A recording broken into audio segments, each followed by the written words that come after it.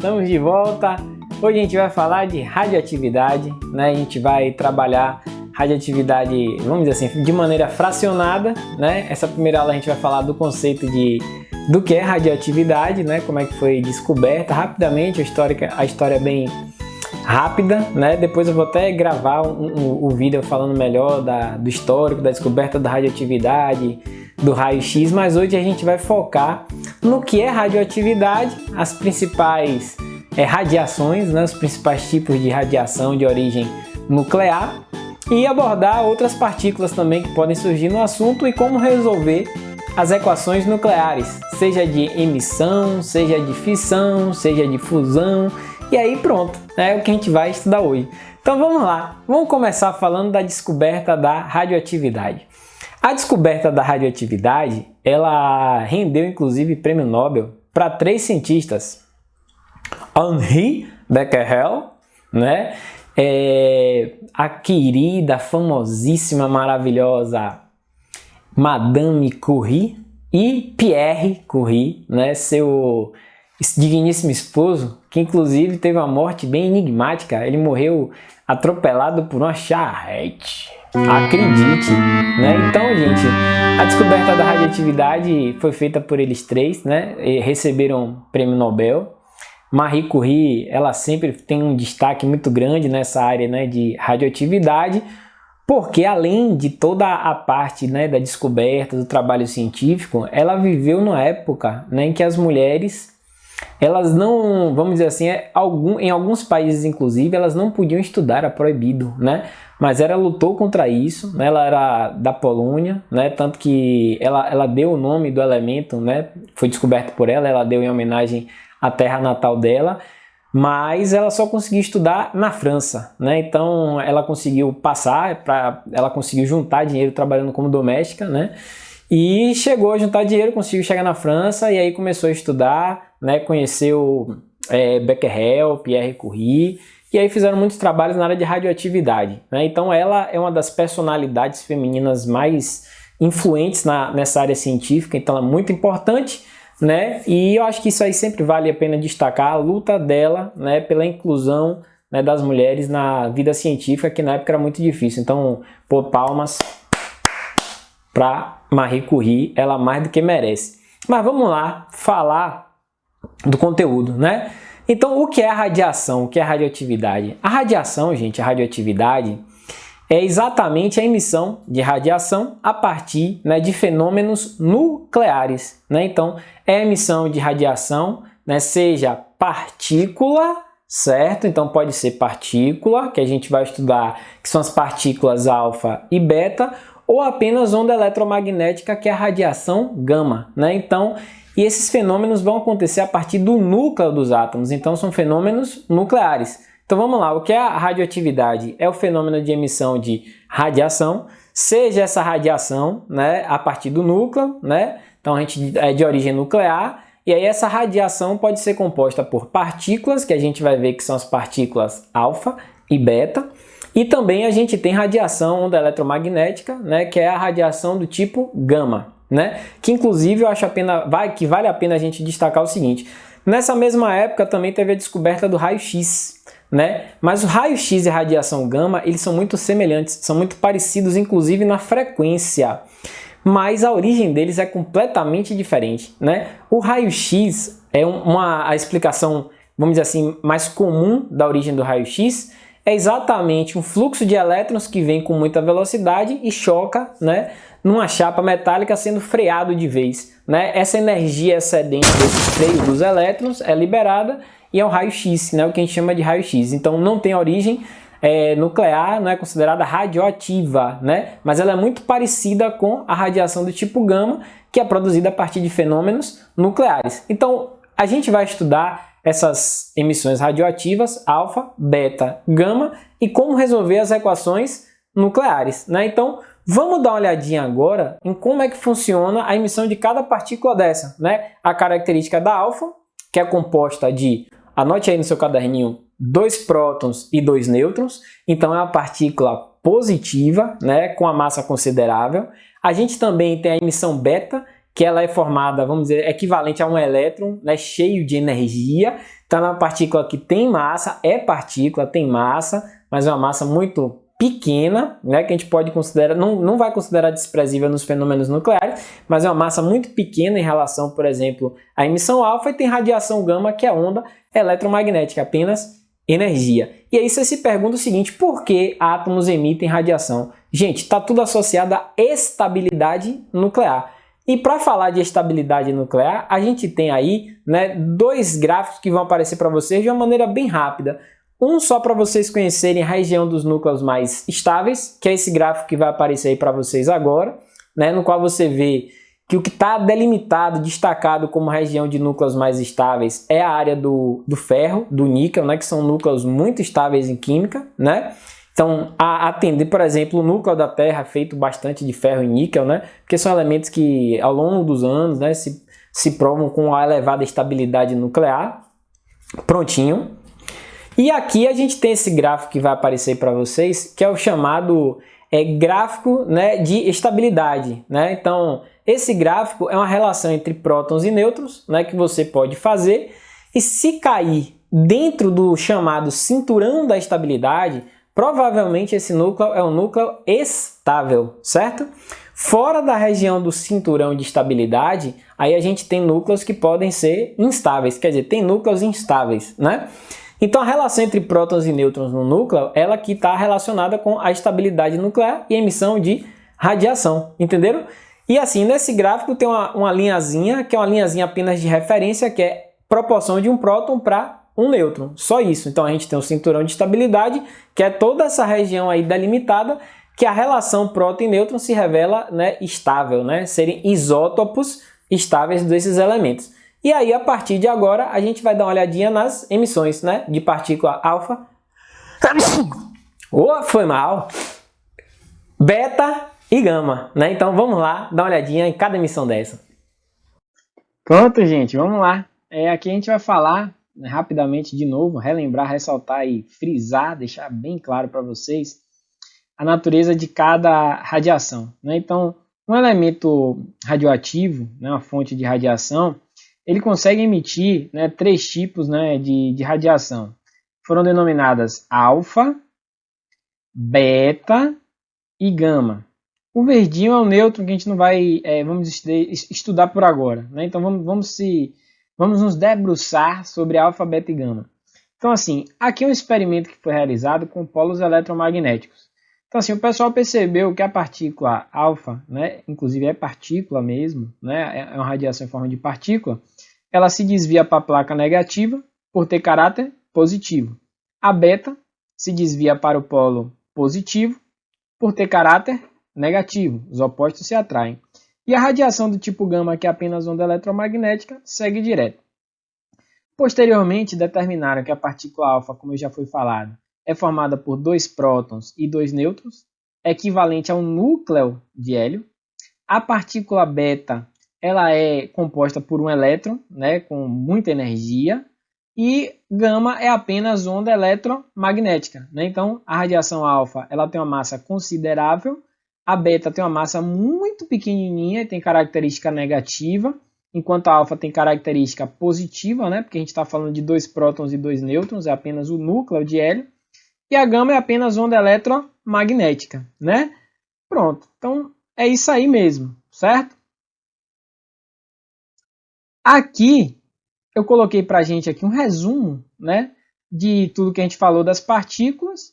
Então assim, a partícula alfa, ela tem uma massa maior, é positiva, constituída por 2 prótons e 2 nêutrons, e essa pode ser a representação, né, que é equivalente ao núcleo de hélio. Então é o íon de hélio, né, sem os elétrons, por isso que tem mais 2 aqui.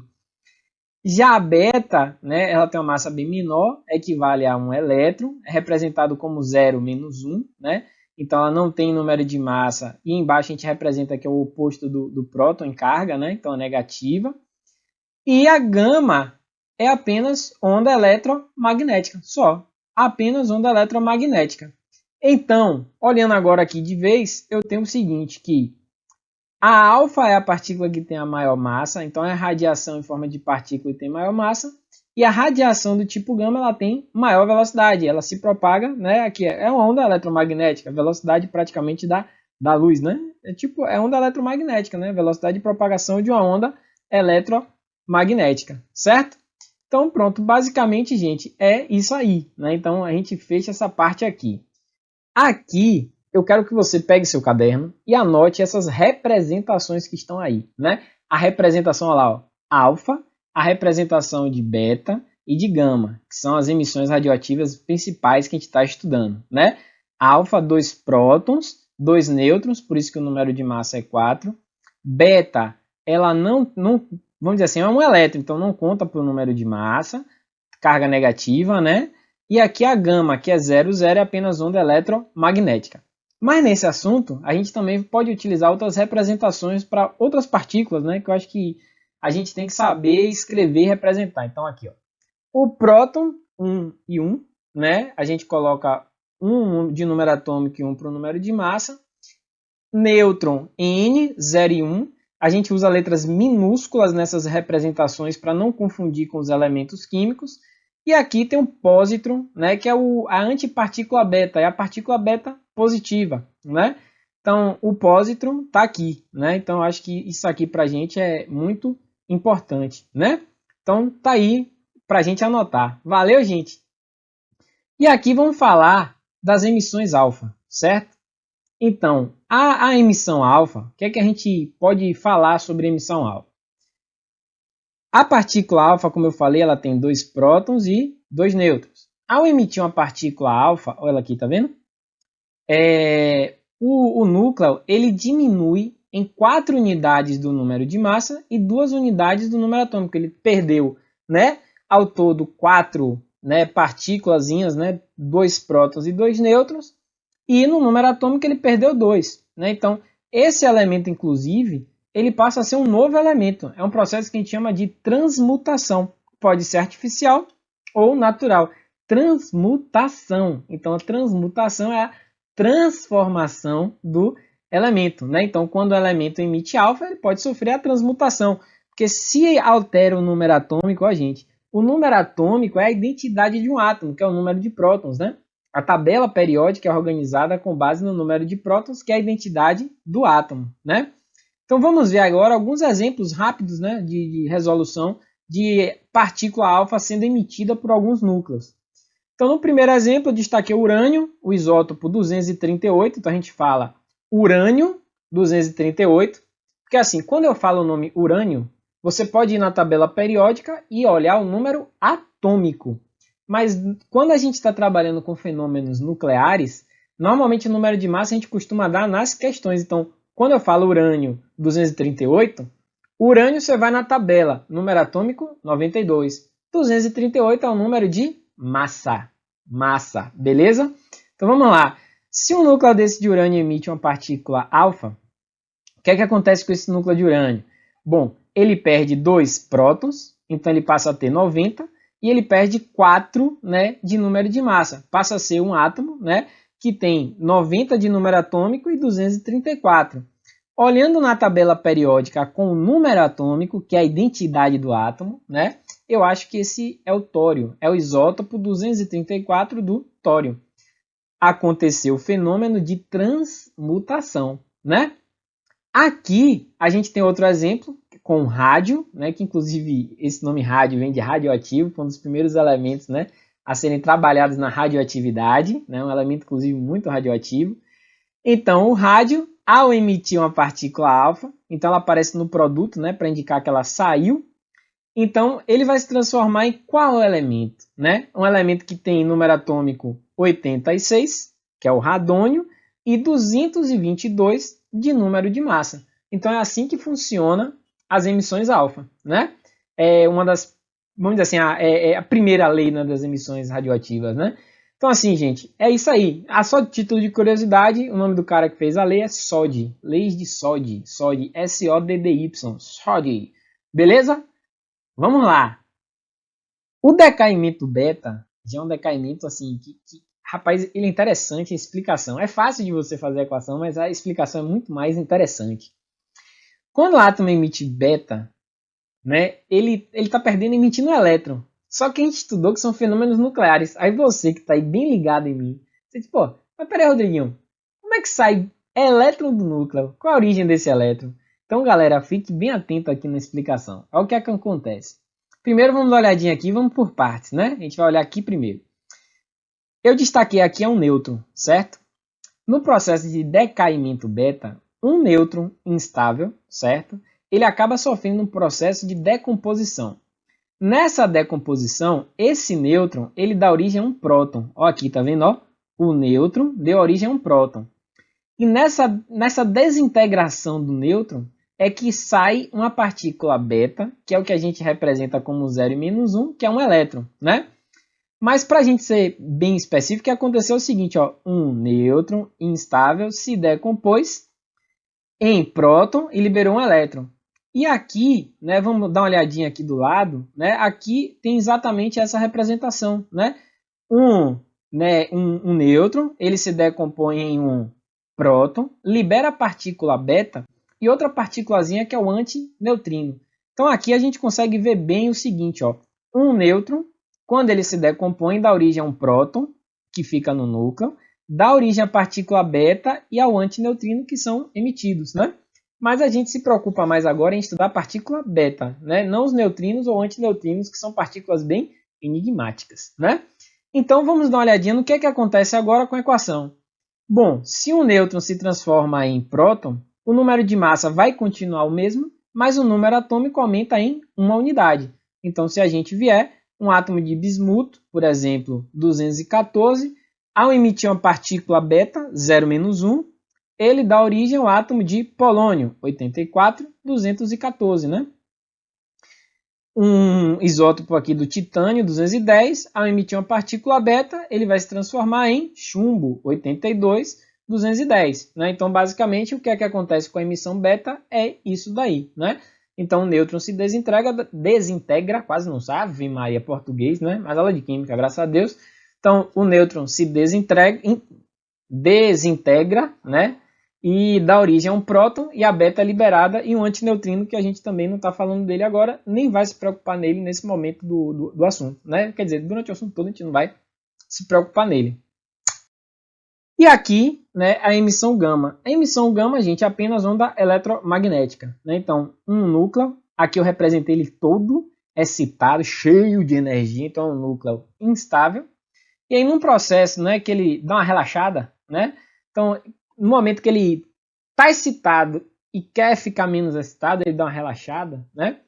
Então, ele emite radiação, né? Então, a emissão gama, ela vem a partir de um núcleo excitado, que é um núcleo cheio de energia.